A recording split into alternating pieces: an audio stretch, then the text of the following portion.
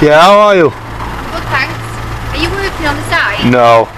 What is it you're up to at the moment? It's on a need-to-know basis. I need to know. Sorry? I need to know. It's just a bit private, that's all. It's what? Private. It's private? Yeah. With who? Oh, just with me. What are you drawing? It's just on a need-to-know basis, really. Right, okay. Do you live around here? I just can't say. Why can't you say? I just like to remain private if I can. It's fully transparent, like, there's nothing... I can see that. I'm just trying to establish what it is you're drawing at the moment. It's just... Yeah, no, I definitely won't be coming in. Is there anything I can help you with? The video opens with the channel setting its mission, focusing on exposing police conduct and encouraging viewers to stay tuned. It feels like a setup before a storm, where everything is framed as investigative scrutiny. The narrator builds anticipation, making it clear something unusual is about to unfold in a simple street interaction that could escalate quickly. What stands out is how quickly the tone shifts from introduction to real-world confrontation, preparing viewers for an unpredictable exchange ahead. So are you still not wanting to tell me what you're drawing? No, if you don't mind. I just like to remain private, that's all. What's your name? Do I have to give... PC Fox. PC Fox. What's your name? I would like not to give, if that's okay. Why would you not like to give it? I'd like to keep it. Keep it? I just want to share it. Not if possible, really. I think you might be holding the street up. That's okay, it's alright, I'm talking to you. Are you sure? Yeah. It's okay. Just I'm curious as to what you're doing. Just writing, you know. I don't know, that's what I'm asking. What is it you're writing? Just private stuff, really. But it's fully transparent, like, you know. Are you drawing the police station? No. No. You can do though if you wanted to. You could do, yeah? Yeah. I'm just asking you if that's what you're doing. No. Okay. The encounter begins with basic questioning but quickly turns uneasy as the man repeatedly refuses to share simple details. He insists everything is private, even while standing in a public space being observed. His answers are vague and circular, creating confusion for officers trying to understand his purpose. What starts as routine questioning slowly shifts into suspicion, as his unwillingness to cooperate raises more questions than answers and sets the tone for a tense standoff. The more he repeats private, the more unnatural it feels in context, making the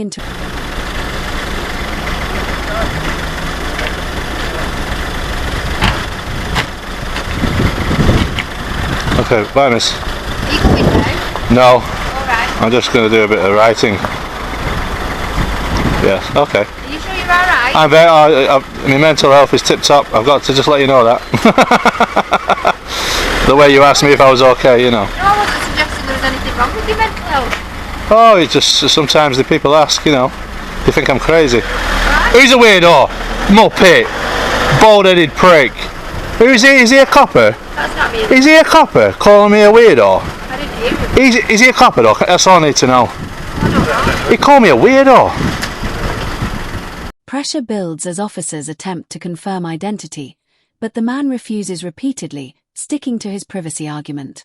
He claims transparency while avoiding disclosure, which creates a contradiction that stands out more with every response. The officers begin questioning whether he is disrupting movement in the area. Instead of easing tension, his evasive answers deepen it, making the interaction feel like a standoff between authority and personal refusal to comply. This phase shows a clear shift from casual questioning to controlled scrutiny, where every refusal... You can't just drive past a member of public. He doesn't know me from Adam, he just called me a weirdo out of his window. That's not right. You've approached me very nicely. There's no hostility here, I'm just writing on a clear bit of perspex. It's transparent. He's not transparent, calling me a weirdo. I could do with his call number. I go straight to professional standards with that. Because as soon as he comes through these gates, he's on duty. Outside there, he can call me what he wants. Well, no, that's still not wrong, is it? Well, it's not, no, and that's why I've not had an attitude with you. I don't really want to have any, like a bad vibe with you or anything like that. If you can just understand, I'd like to remain private, and I can draw in public, film in public, and all them things. But him, total bad attitude, like, you know. Is there nothing I can help you with? Nothing, honestly. Like I say, I just don't want to take up any of your time. I'm not here to cause you any hassle. If you could get on with your day, and you don't need to worry about me, honestly. I'm literally just here doing a legal activity, and that's it. But see what I mean? Absolutely disgusting. Anything we need to ask John? The turning point hits when the man reacts strongly to being called a weirdo. What was previously about privacy suddenly becomes personal and emotional. He fixates on the insult, repeatedly bringing it up and questioning the legitimacy of the officer who said it. The conversation stops being about identification and becomes about respect and perceived disrespect. His tone sharpens, and frustration replaces earlier defensiveness, marking a clear emotional escalation in the encounter.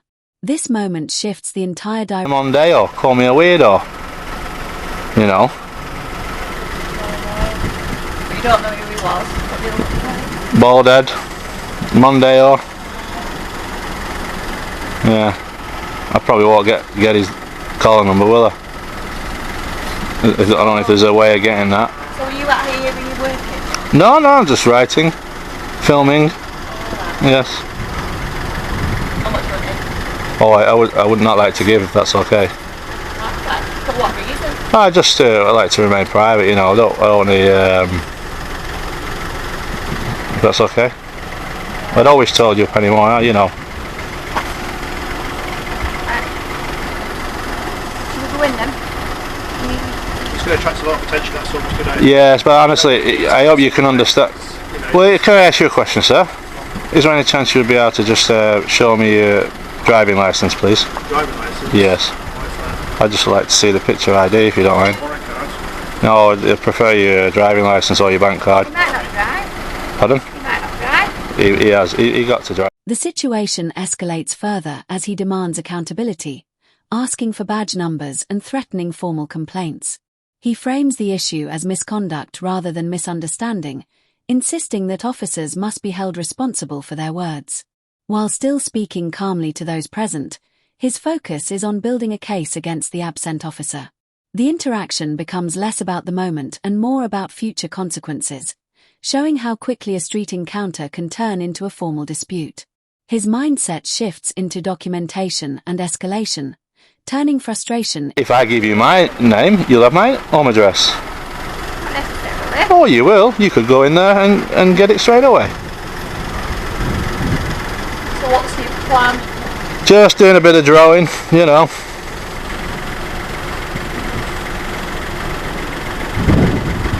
That's me at the moment. What do you think about that? Do you think I'll get it toned down a bit? No, you know, it's an honest activity. Drawing in public.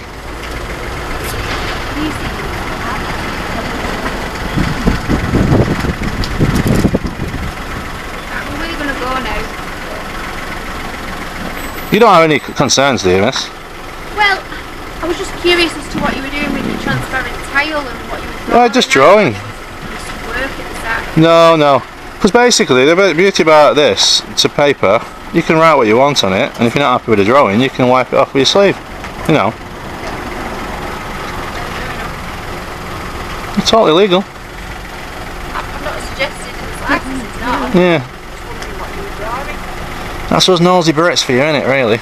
Yeah. You know. Always curious. But it's good to have a polite conversation. That guy over there, when I find out his name, you know, I'll be having to make complaints. It's no good. But then again, I won't have, will anything been said to him? No.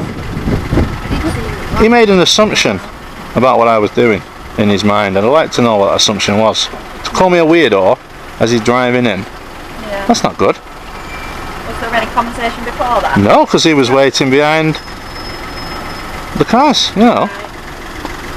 Just totally out of order.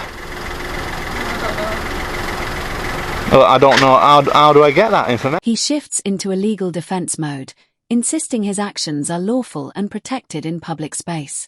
He explains his activity as writing and filming, repeatedly emphasizing privacy while refusing identification. A female officer joins, but his stance remains unchanged. He raises concerns about personal data exposure, especially home address risks tied to identity disclosure. This section highlights the tension between public rights and perceived privacy, with both sides holding firm positions without resolution. The dialogue becomes... Is it light blue Mondeo? Yeah, did you see the reg? I've recorded it. You recorded it? Yeah. Oh, you got like a recording scene. Yeah, so in my glasses. Oh, right. Yeah, have a nice day, lady. Yeah, so just, you know, this is for my protection and everybody else, if the lies were said, Yeah. you know, and stuff like that. Yeah. And I don't think he was aware I was recording. Right. You know. Right, no worries. I think you've guessed what's going on here, haven't you? I don't No. know. What do you think? Well, I don't know. It's like, Yeah. it's people, it's not... It's not unusual to see people outside police stations doing, you know, lawful and legal You get it on activity. the odd occasion. You know, that's it. Yeah. And I'm not here to cause you any animosity, Yeah. but I'd rather, if Yeah. possible, be left alone. Yeah. You know. Yeah. So what do you write for? What do you... Well, like I said to the lady, I just rather, yeah, I just like to remain private. You know. Okay. What do you post on like YouTube? Is it one of these? I could do. Not everything I do put Yeah. on YouTube, but I can do. Yeah. So is that what your work is? Pardon? Is that your employment? Like I say, miss, you know, you're being nice to me. Yeah. Okay, Scott. It could be part of my income, yeah. Right. You know. Right, I'm with you. Yeah. No problem. But you don't want to disclose. Well, no, it's not that I don't want to. It's just the part of the activity is practicing on my rights. That's not, Yeah. you know. So do you come to this police station? I've never been here before.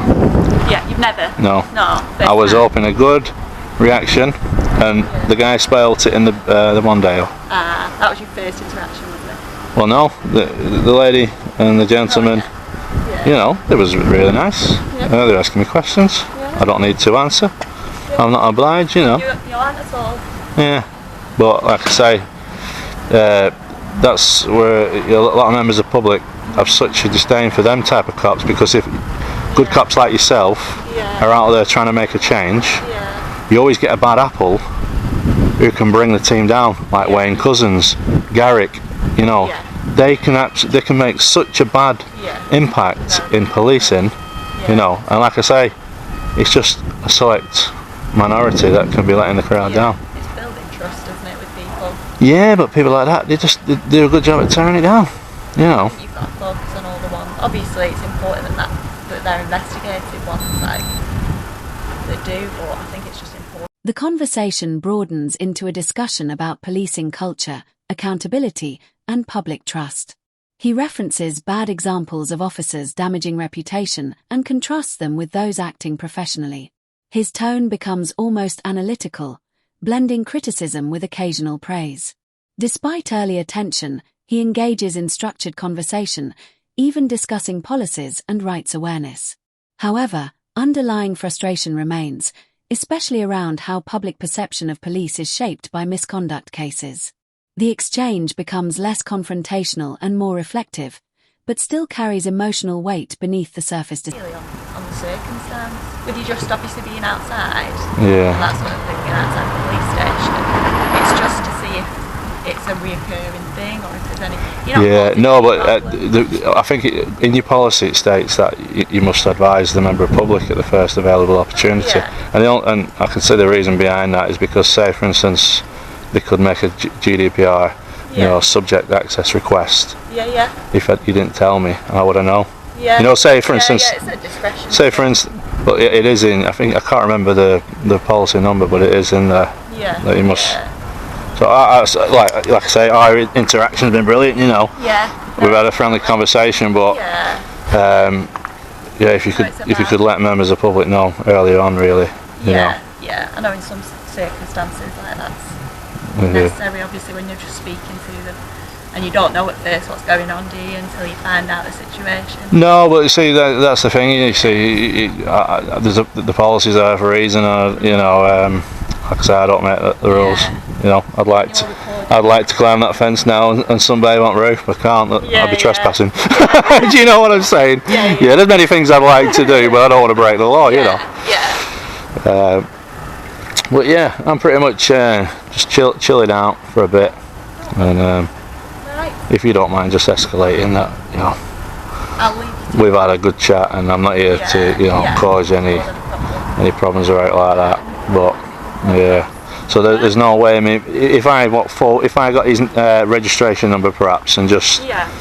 sent that in, and I has to try and locate him that way. Yeah, if you wanted to make that report and then complain, and Yeah. just his description really. I shouldn't. I bit back a bit really. I Right. called him a bold prick, like, you know. Oh, right. I stooped a bit low. Yeah. You'd never do that. Yeah. But he angered me, you know. Right. He made an assessment from nothing. You know what I mean? Yeah. You just don't want to get yourself into any trouble, do you? No, Following that. no.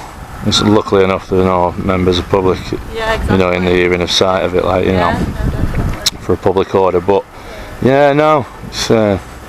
it's crazy. Right, okay, sir. Okay, Leave miss. to it. You have a lovely day. Nice to Take meet you. care of yourself. Take care. In the final stretch, the tone softens as the interaction winds down. He admits to reacting emotionally earlier but justifies it as provoked behavior. There is a partial resolution as both sides maintain politeness, though disagreement about the incident remains. He requests officer details and closes the conversation respectfully, yet still holds on to his perspective of unfair treatment. The encounter ends without full closure, leaving viewers to reflect on accountability and perception in public policing encounters. If you enjoyed this breakdown, make sure to like the video and subscribe to the channel, and we'll see you in the next video.